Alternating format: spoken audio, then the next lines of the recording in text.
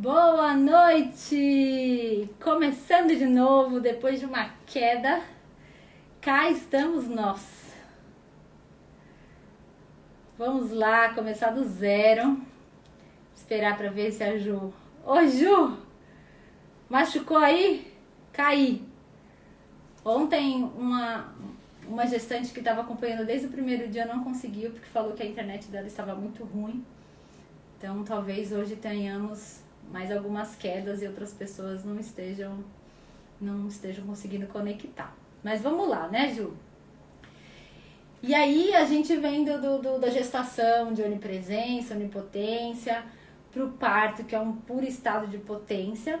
E aí, na primeira viagem, né, Ju? Agora você já tá na terceira aí, bastante experiência, dá até pra dividir aqui com a gente.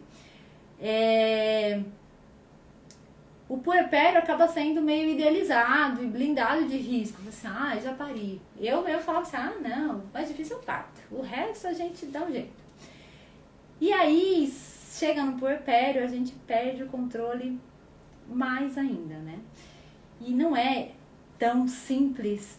É para algumas mulheres, mas não é uma situação simples, é complexa. E o que acaba acontecendo com as mais desavisadas, como era eu, que na verdade eu era teimosa, porque a minha doula já tinha falado pra mim, é que a gente vai da onipotência da gestação, da potência do parto, para a impotência do puerpério, se a gente não olha para ele com um carinho e não se planeja para passar por ele. E esse curso serve para que você não caia nessa cilada, né? Amanhã eu vou abrir vaga aqui para minha mentoria, que é para que você não se sinta impotente no seu puerpério e nem sozinha nesse processo, tá bom? A gestação e o parto, eles são experiências muito viscerais no corpo da mulher. E para cada mulher, ela vai reagir de um jeito. O psiquismo de cada pessoa, né? A mulher tem aquela experiência que ela passa no corpo, só que o psiquismo leva mais tempo para elaborar isso que aconteceu. E isso varia de acordo com a personalidade da mulher, né? Por exemplo, você tá lá gestante, apesar de no final a gente já ficar mais difícil de fazer as coisas, a gente tem a nossa vida, né? A partir do momento que que a gente faz o parto, a gente acaba não fazendo mais o que a gente fazia antes, né? A gente vê aquele bebezinho ali que a gente deveria amar, mas ele traz sentimentos ambivalentes, né? A gente ama e ao mesmo tempo olha e fala assim, que desespero que eu tô fazendo aqui, pra onde eu corro, né? Ontem a gente conversou um pouquinho sobre isso, sobre reconhecer a complexidade desse momento, para que você consiga pedir ajuda, né? E não caia na velha falácia de eu dou conta de tudo, não preciso de ajuda, porque só faz a gente sofrer, né? Eu acho que a gente aprende a cada puerpério, pelo menos eu espero, né? Com certeza aprende. E aí o segundo passo, depois de reconhecer como você lida com as coisas, é acolher tudo que você sentir.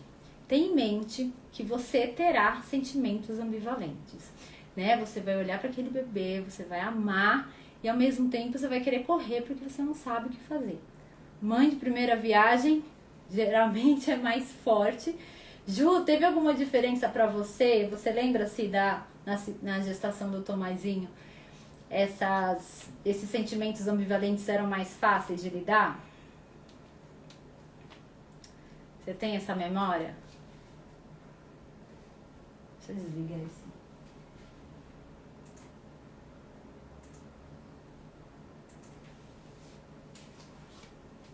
Ju, tá aí ainda, Ju? Mudou, mas não considero mais fácil, exatamente, né?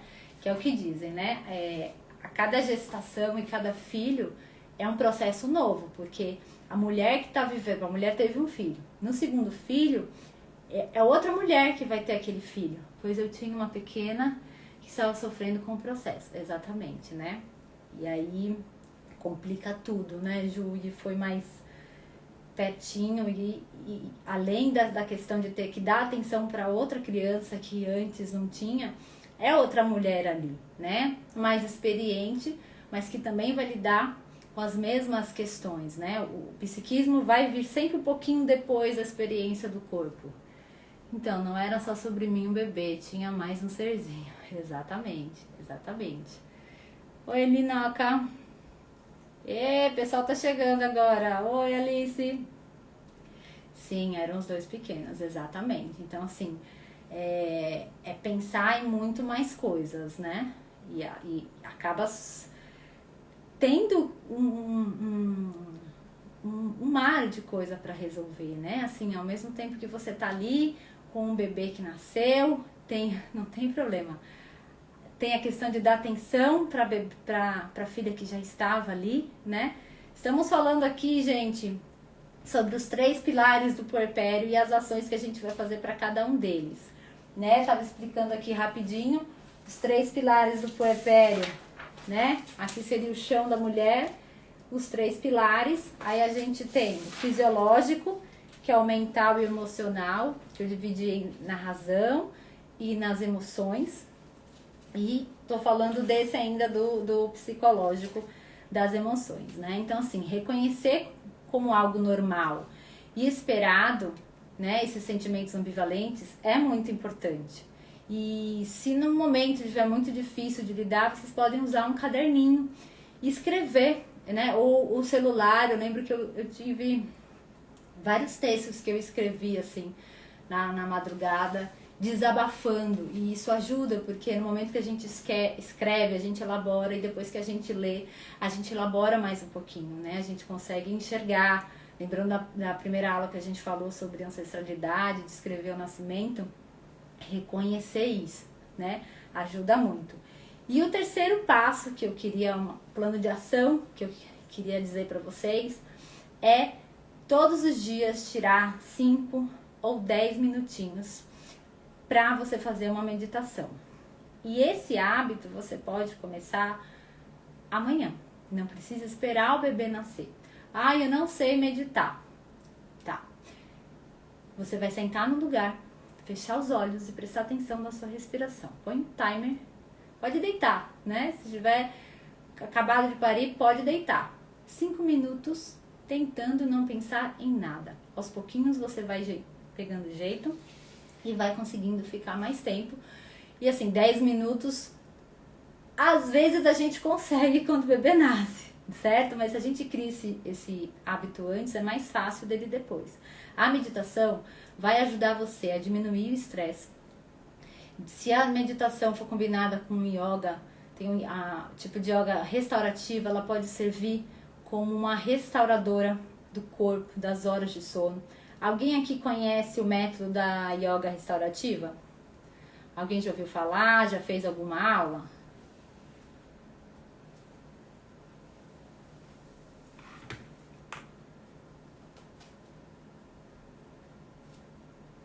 Sim, não. Acho que tá dando algum delay aí, né, pra chegar a mensagem. Não. A yoga restaurativa já fez lá no Una, né, Ju? Com a Renata, só tradicional mesmo. Muito bom. A yoga restaurativa, a postura dela é totalmente passiva. E nesse método que eu ensino, né, que eu fiz a formação, é um yoga que você dá suporte para certas partes do corpo, e esse suporte ajuda você a entrar no relaxamento profundo e ter a sensação de acolhimento, né? Assim, é muito gostoso, porque às vezes quando você está muito cansada nesse tipo de yoga, você pode até pegar no sono, e tudo bem se você pegar no sono, né? Quando a gente pensa em yoga, às vezes a gente imagina as posturas em movimento, mas a yoga restaurativa, ela é voltada para a meditação, para o relaxamento profundo e esse autoconhecimento. Então, assim, é uma ferramenta muito legal para fazer. Você pode fazer deitada, né? Para quem fizer a mentoria comigo, eu vou ter tempo de ensinar para vocês como vocês podem fazer em casa para adaptar certinho, tá? É bem legal, se vocês digitarem aí método yoga restaurativo, vocês vão ver, tem bastante coisa legal. E falando da aula de ontem, para quem tava aqui, assistir Alice, não sei se ela já tinha caído. Todo mundo que tá aqui hoje não estava ontem, né? Então vou falar um pouquinho rapidinho. Ontem eu falei um pouquinho de 2 testes do inteligência positiva, do coeficiente positivo e dos sabotadores internos. E aí eu mandei um teste, eu mandei o link desse teste pelo grupo. Se vocês não fizeram a aula, estão lá no grupo, vocês receberam. E o coeficiente positivo, ele avalia o quanto que os seus pensamentos favorecem você. E os sabotadores internos é um teste para saber... sabotadores internos, o nome mesmo já diz. Então assim, se vocês não fizeram, façam depois. E aí se vocês quiserem, anotem essas... Tem uma abelha aqui. Anotem essas perguntas que eu vou fazer agora para fazer o exercício, certo? Então assim, com base nos sabotadores que vocês fizeram ou vão fazer, como é que você vai lidar com os sabotadores que deu lá? Dá uma porcentagem de cada. Você pega pelo menos dois melhores sabotadores, né? E aí você vai fortalecer o seu pensamento sábio. Esse autor é o Xizard, não lembro, Xizard alguma coisa. Ele fala que a gente tem 2 pensamentos principais, o crítico e o sábio. O crítico é o que não colabora, o que só põe a gente para baixo. O sábio é a forma de você enxergar aquilo de uma forma positiva, não pensando no problema, mas pensando na solução. Então assim, como fortalecer os seus pensamentos sábios? Identificar a sua posição frente aos fatos. 1. Se perguntar quais são as suposições. 2. E se perguntar o porquê dessa suposição. O que eu aspiro, o que eu gostaria, né? Ontem também nós fizemos a mandala aqui da maternidade, que é onde vocês podem ver tudo isso, né? Uma visão panorâmica. Deixa eu mostrar aqui para vocês. Aqui a mandala, onde eu coloquei as várias características, os desafios do puerpério. E aí na mandala você identifica, você dá nota para cada um deles e vê o quanto você se sente preparada ou não para isso. É uma forma de você conseguir enxergar tudo isso. Deu para entender ou ficou confuso? Que eu tô falando de ontem, mas ninguém que tá aqui tava ontem. Então não sei se tá dando para entender. Eu vou dar um exemplo que vai ficar mais fácil. Por exemplo, se na mandala lá a gente tem um ponto que é a amamentação. Sua pontuação foi baixa. Segundo a sua autoavaliação, deu. Então tá bom. Então nem explico isso. Mas eu vou explicar. A pontuação seria o fato, né? Que você tem que enxergar. Como você lidou com essa constatação? E aí se perguntar quais são as suposições que você sentiu e o porquê delas. E a partir daí pensar no que você realmente deseja. Então, eu não me sinto preparada para amamentação. Eu acho que eu não vou conseguir. Minha mãe não me amamentou, não vou conseguir amamentar. Opa, peraí. Vai lá no sabotador e aí você vê assim, que suposição é essa? É minha? Não é? Né? O porquê dela tá acontecendo. E aí você pensar, vou fazer um curso de amamentação para ver se eu consigo amamentar, né? Ou tudo bem, se eu não conseguir amamentar, também tá tudo bem, não tem problema nenhum. Certo? São algum exemplo. São só um exemplo para ficar mais fácil de associar.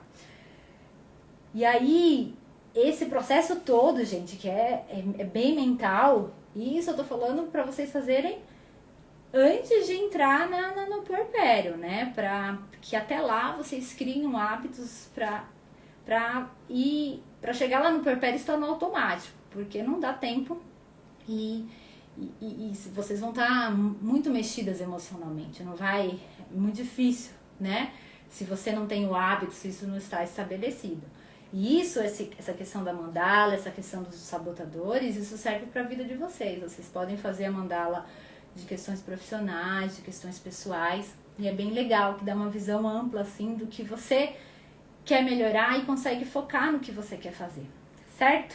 Segundo pilar, pilar fisiológico. E aí eu dividi em 3. Pilar que sustentaria a mulher no pós-parto: sono,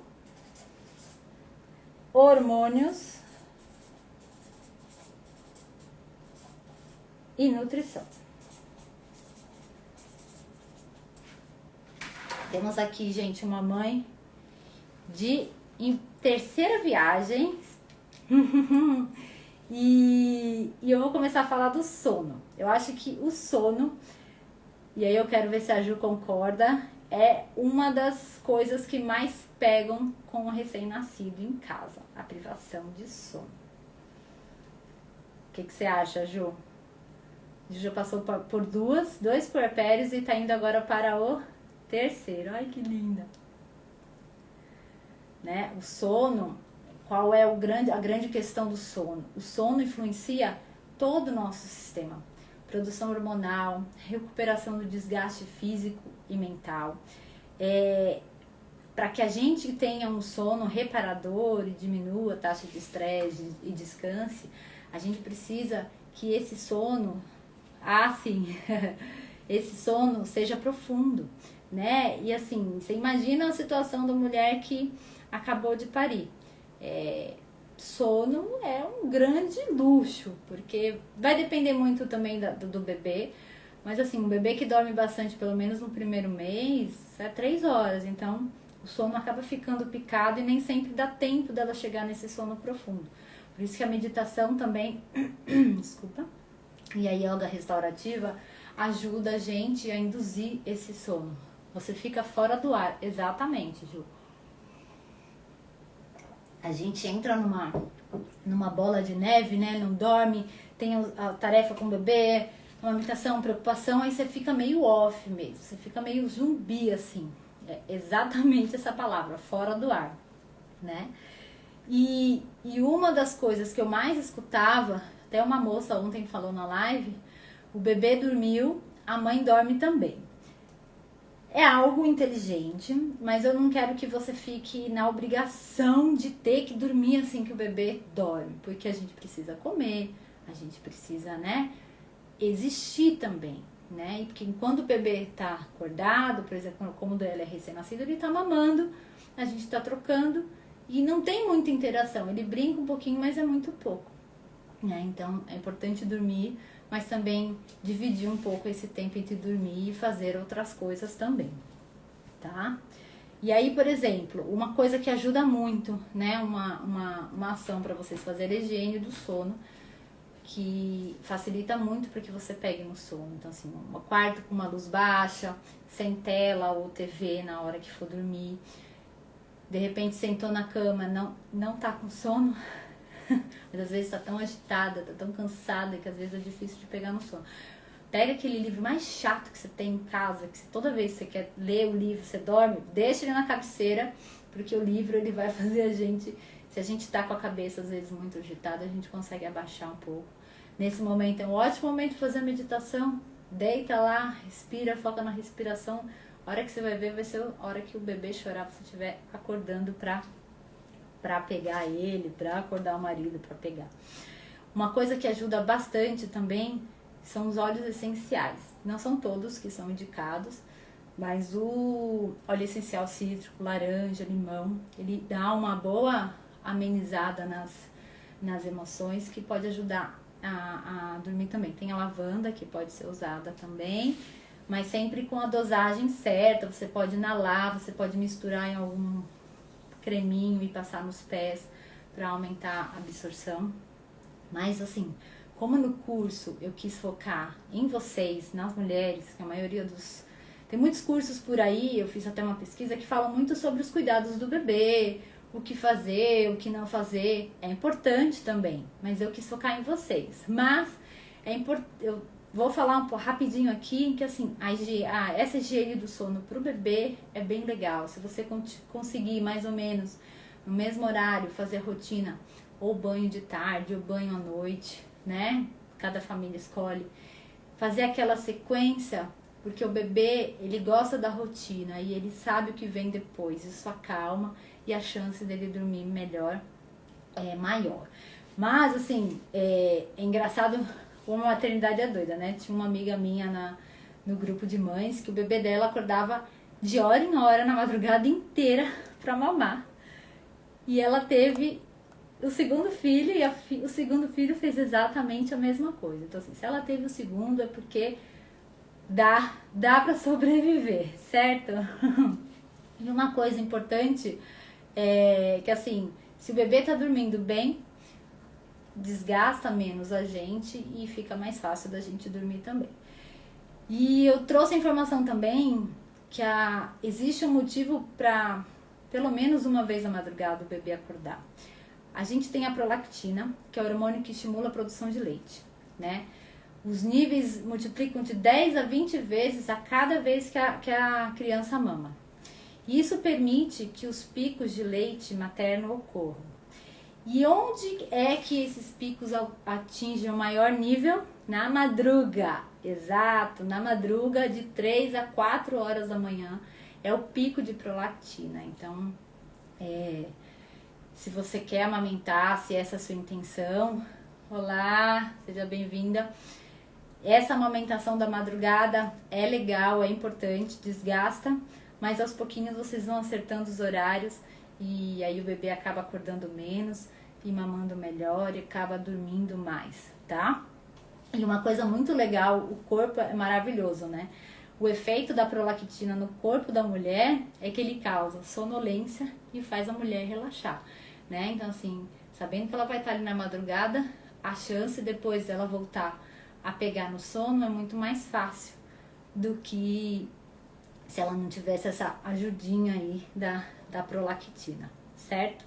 Segundo ponto, hormônios. Hormônios, não temos muito o que fazer, né? A gente já conversou sobre os aumentos que a gente tem nas taxas hormonais, que são enormes, a drasticidade, nem existe essa palavra, né?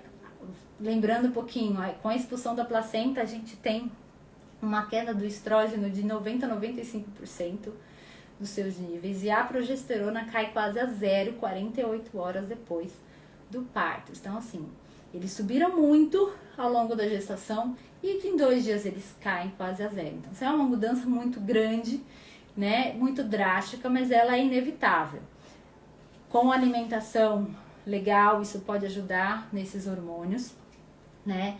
O que você pode fazer é que na consulta do pós-natal, você pode, se você estiver se sentindo muito exausta, pode de repente pedir para o seu médico verificar os níveis hormonais de TSH, T3, T4, cortisol. Eu tenho uma amiga que ela estava com hipotiroidismo e ela não sabia, porque o médico não pediu os exames pós-natal disso, referentes a isso.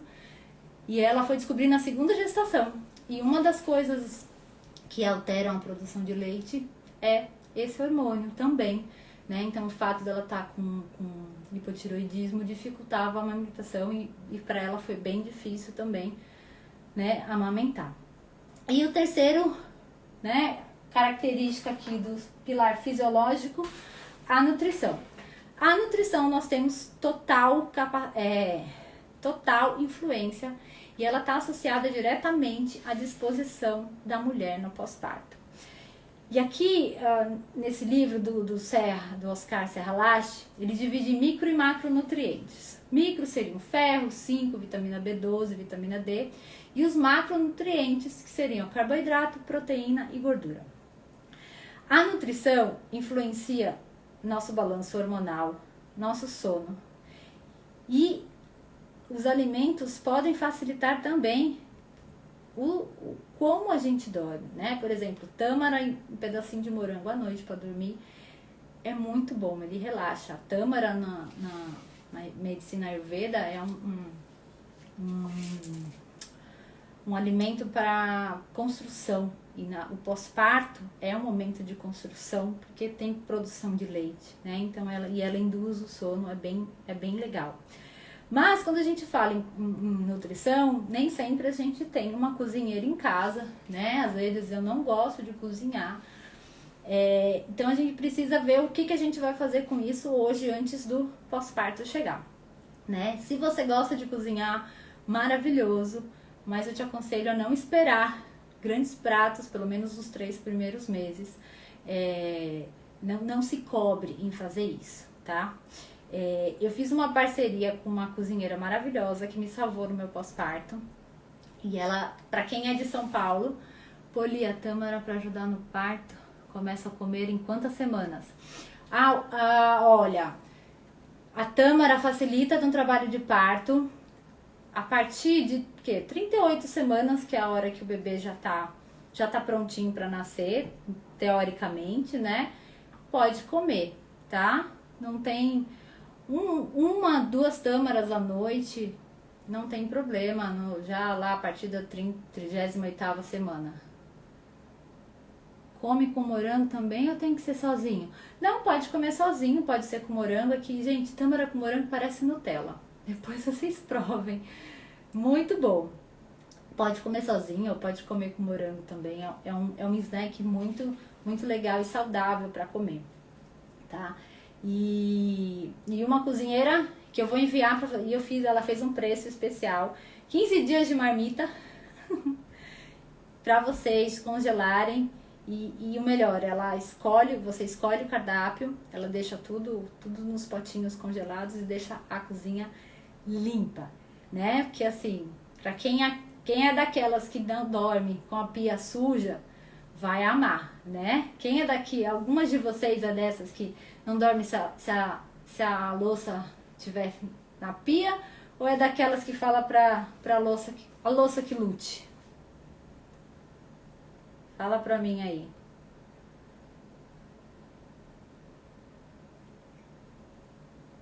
E essa cozinheira, gente, ela tem 6 filhos. Alguém é daí da turma da Chique se a louça tá suja? Gente, eu nem lembro da louça.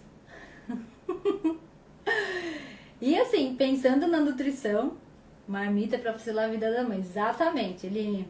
Depois no grupo eu vou passar o contato, acho que eu já passei o contato pra você dela. Tem agonia, ó lá, Alice. A louça que lute, Alice, a louça que lute, isso aí, Ju. Deixa a louça lá, vai ser o marido, vai ser a rede de apoio que vai ligar. Já vai elaborando essa coisa internamente aí com você, Alice, eu tenho toque de arrumação. Ó lá, outra.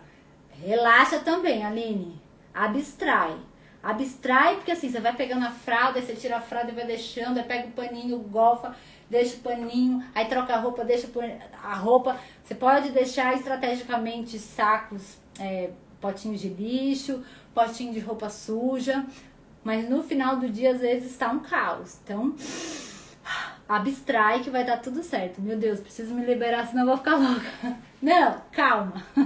Mas é importante você olhar pra isso agora, né? Tentar ir abstraindo, combinando com o marido. Na hora que tiver o quartinho, ver mais ou menos a logística, assim, lata de lixo, pertinho, fácil, sem ter que abaixar uma lata de lixo que você ou aqui na mesa, ou que você suba com o pé. São coisas que na hora a gente às vezes nem imagina. Socorro. Vai dar certo, tá? E a sopa que eu enviei pra vocês também, é um plano de ação, gente. Levem a sério essa sopa. No final da gestação vocês já podem começar a tomar. No puerpério vocês tomam entre as refeições durante 21 dias, tá? É uma sopa gostosinha, cheia de legumes, e vocês podem acrescentar outras coisas que você gosta. Então já vai preparando e botando no congelador. O Dr. Salache, ele traz também que... Eu não vou falar dieta, eu vou falar cardápio.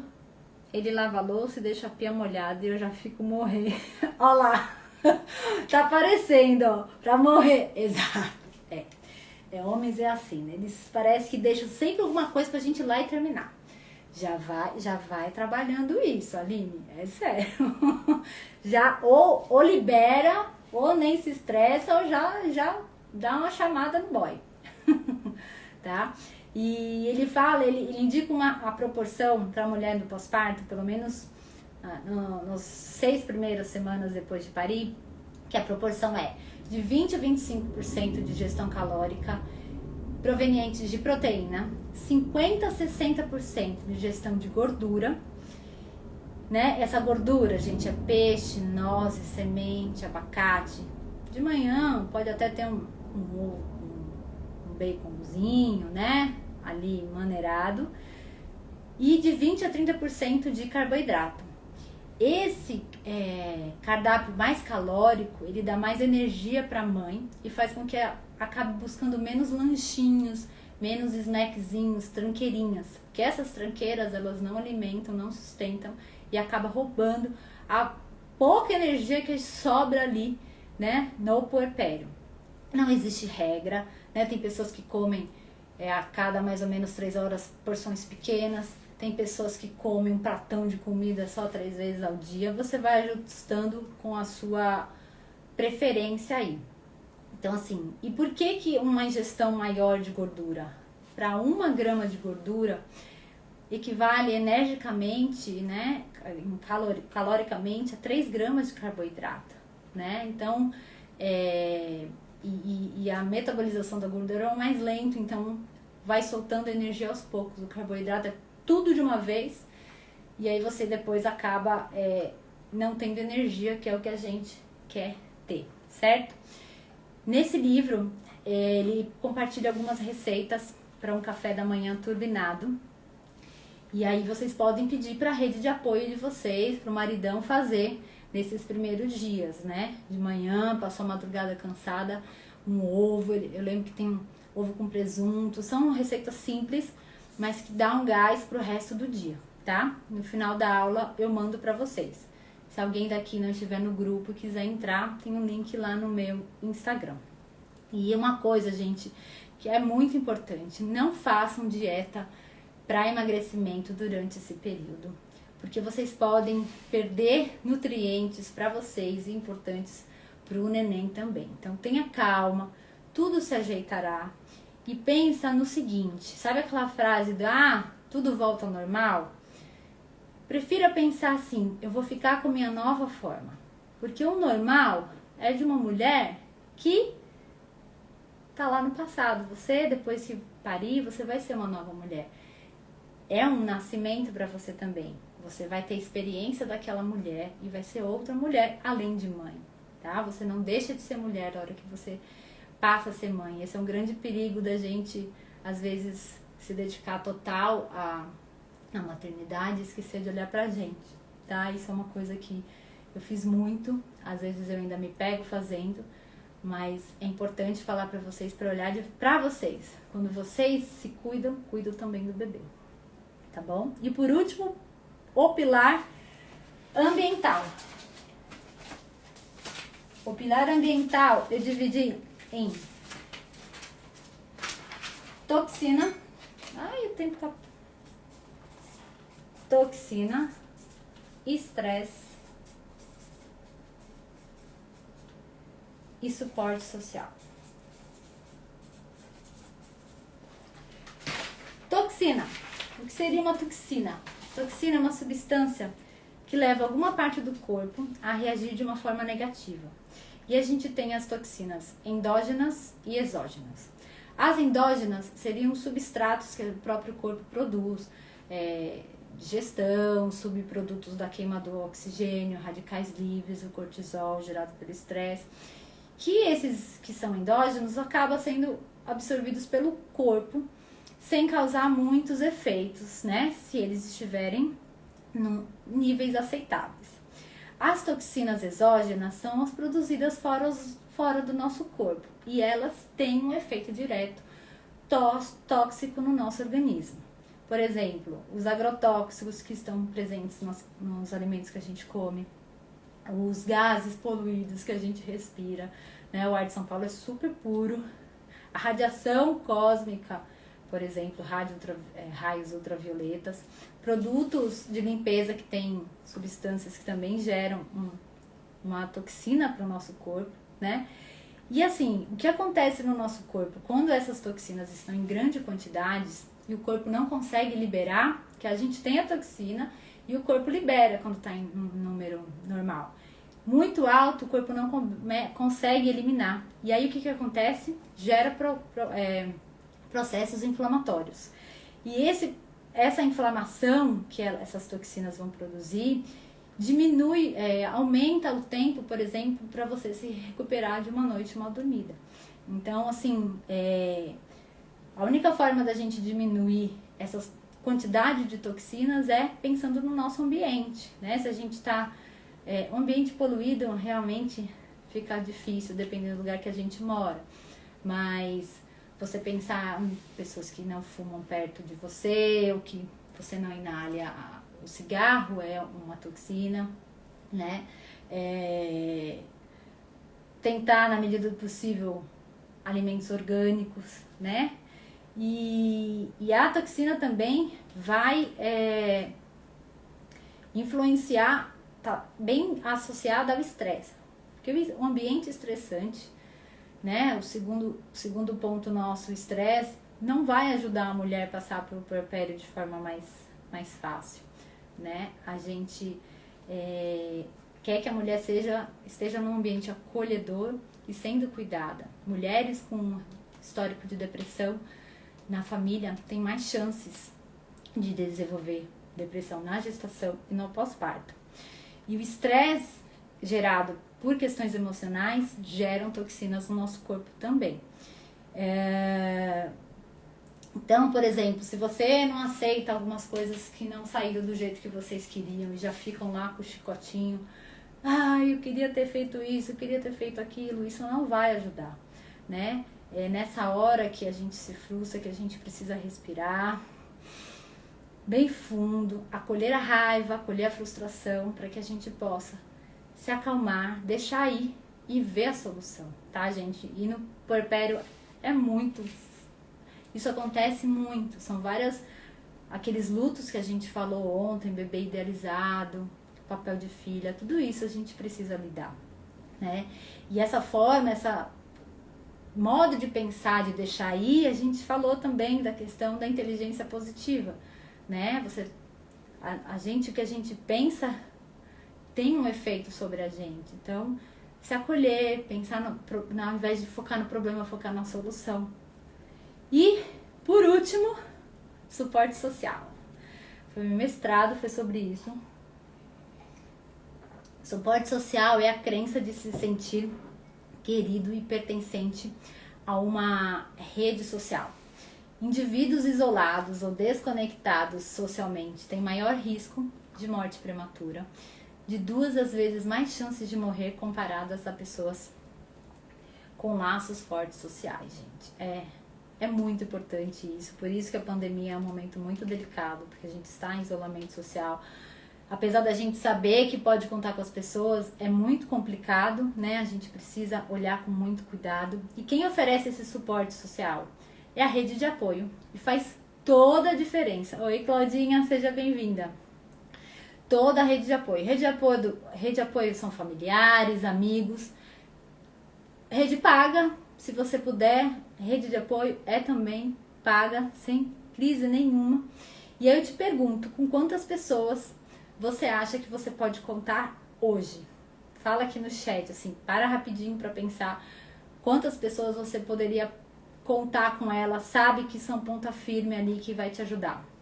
Enquanto vocês pensam, tem um TED bem legal de um psiquiatra, Robert Waldinger, que ele fala essa pergunta, o que nos torna felizes?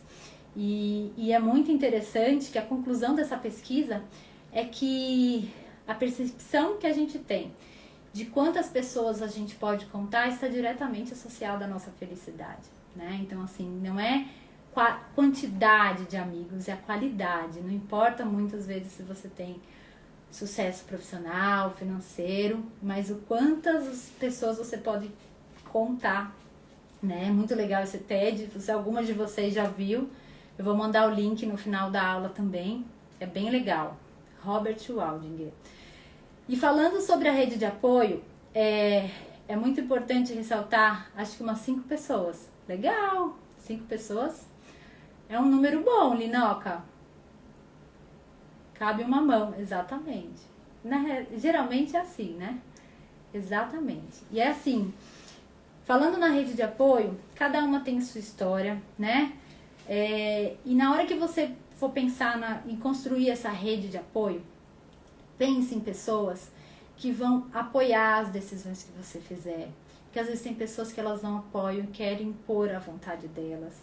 essas pessoas que não te respeitam, se não tiver jeito, né, aceite, mas se não tiver jeito, deixa claro, né, quem manda e o que vai fazer, porque às vezes a rede de apoio acaba gerando mais estresse do que dando o apoio que ela precisa para vocês. Então, assim, se deixa para a rede de apoio para elas fazerem tudo o que vocês não quiserem, né? Nos 3 primeiros meses, permita-se se dedicar a você e ao bebê, né? A você se olhando, se acolhendo, e nessa comunicação do bebê você vai tornando essa chegada do bebê mais suave, né, fora do útero, vai entendendo melhor, e depois esse processo de ir passando e transferindo isso acaba ficando até mais fácil. E aí uma coisa muito importante, o pai é o responsável nos 3 primeiros meses para proteger a mãe dessas pessoas pitaqueiras que vão querer não que a mulher faça o que ela quer, tá? Oriente seu companheiro quanto a isso. E isso também é muito importante no parto. Agora, as doulas, nem todo hospital está permitindo entrada de doula. O companheiro vai ser responsável por proteger a mulher, porque vai ter um monte de gente querendo fazer pergunta para a mulher que não precisa, e é o homem que precisa defender, certo? Sim, em tempo, é importante que ele saiba do papel dele. E pensando nesse momento específico que a gente está vivendo da pandemia, gente, é muito importante a gente organizar isso antes. Pega um papel, senta com o maridão e vê quem vai ajudar, faz rodízio. Você já pensou em fazer uma escala de amigas, né? Faz 15 dias de isolamento, vai em casa, porque às vezes vai ter momentos que você vai ter um pouquinho de solidão, né? Faz parte. Mas, às vezes, esses momentos podem ser preenchidos com uma visita de uma amiga, sabe aquela amiga alto astral, que você só quer, às vezes, falar de outro assunto que não seja essa realidade que você está vivendo. E essas conversas dão uma energia muito grande pra gente que tá ali imersa, pra ali, como a Ju falou, meio fora do ar. Faz a gente lembrar que assim, eu existo também, né? E eu não sei se deu pra perceber que esses 3 pilares, eles se entrelaçam, eles conversam entre si. A gente não sabe direito onde começa um, onde começa outro. Por isso a complexidade do puerpério, né? Imagina uma mulher chegando na maternidade sem saber de nada disso, né? Ela vai ser um choque muito grande, né? Ela vai para um estado, vem de um estado de potência e vai para uma impotência, e não é, né? Vocês que estão aqui me acompanhando não vão mais passar por isso, né? Isso eu sei que vocês estão salvas, pelo menos de ter esse baque inicial.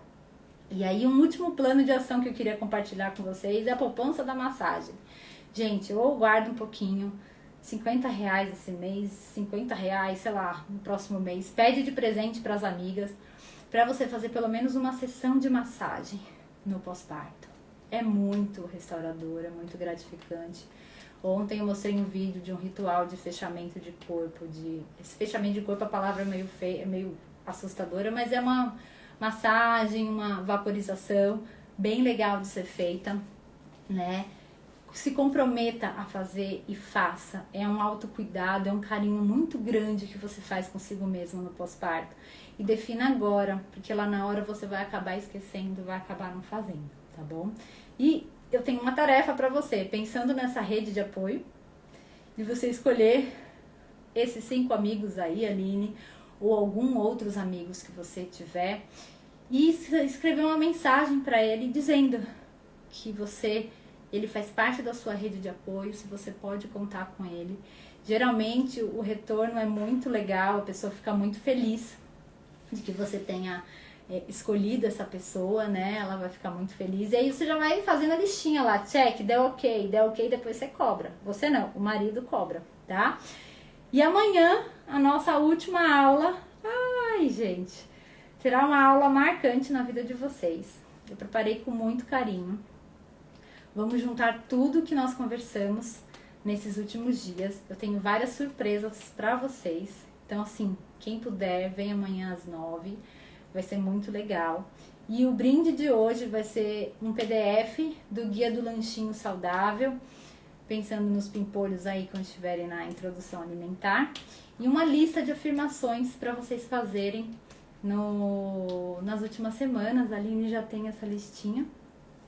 É muito legal para vocês irem falando com o bebê nesse finalzinho de gestação, aumentando a conexão e fazendo afirmação para que tudo ocorra bem também, tá bom? A palavra, para quem quiser digitar lá no Instagram, a palavra-chave é rede de apoio. Tá falando, Aline? Tá falando todo dia? Tá lendo todo dia pra Marininha? Ai, que linda. Então, gente, a palavra-chave para quem quiser concorrer, digita lá na mensagem no Instagram, é rede de apoio. E amanhã eu faço o sorteio. Ai, que linda, que legal.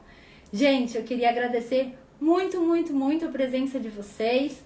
Espero que vocês tenham gostado e venham amanhã na nossa última aula, o nosso encontro aqui, o nascer materno da gestação ao puerpério. Muito, muito obrigada. Boa noite. Gratidão por ter vocês aqui. Um beijo e até amanhã. Tchau!